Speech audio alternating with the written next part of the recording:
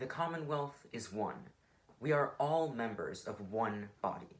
The welfare of the weakest and the welfare of the most powerful are inseparably bound together. Industry cannot flourish if labor languish. Transportation cannot prosper if manufacture decline.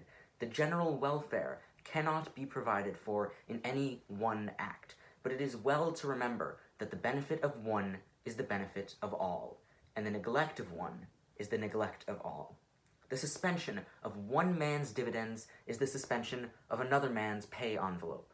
Men do not make laws. They do but discover them. Laws must be justified by something more than the will of the majority. They must rest on the eternal foundation of righteousness. That state is most fortunate in its form of government which has the aptest instruments for the discovery of laws. Courts are established not to determine the popularity of a cause, but to adjudicate and enforce rights. No litigant should be required to submit his case to the hazard and expense of a political campaign. No judge should be required to seek or receive political rewards. The courts of Massachusetts are known and honored wherever men love justice. Let their glory suffer no diminution at our hands. The electorate and judiciary cannot combine. A hearing means a hearing. When the trial of causes goes outside the courtroom, Anglo-Saxon constitutional government ends. The people cannot look to legislation generally for success. Industry, thrift, character are not conferred by act or resolve. Government cannot relieve from toil. It can prevent no substitute for the rewards of service. It can, of course, care for the defective and recognize distinguished merit. The normal must care for themselves. Self-government means self-support. Man is born into the universe with a personality that is his own. He has a right that is founded upon the constitution of the universe to have property that is his own. Ultimately, property rights and personal rights are the same thing. The one cannot be preserved if the other is violated. Each man is entitled to his rights and the rewards of his service, be they never so large or never so small. Have faith in Massachusetts.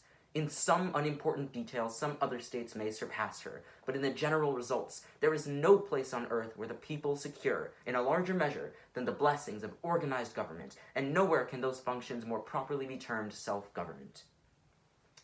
Do the day's work. If it be to protect the rights of the weak, whoever objects, do it. If it be to help a powerful corporation better to serve the people, whatever the opposition, do that. Expect to be called a stand-patter, but don't be a stand-patter. Expect to be called a demagogue, but don't be a demagogue. Don't hesitate to be as revolutionary as science. Don't hesitate to be as reactionary as the multiplication table.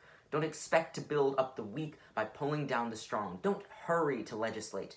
Give administration a chance to catch up with legislation. We need a broader, firmer, deeper faith in the people, a faith that men deserve to do right, and that the Commonwealth is founded upon a righteousness which will endure, a reconstructed faith that the final approval of the people is given not to demagogues, slavishly pandering to their selfishness, merchandising with the clamor of the hour, but to statesmen, ministering to their welfare, representing their deep, silent, abiding convictions.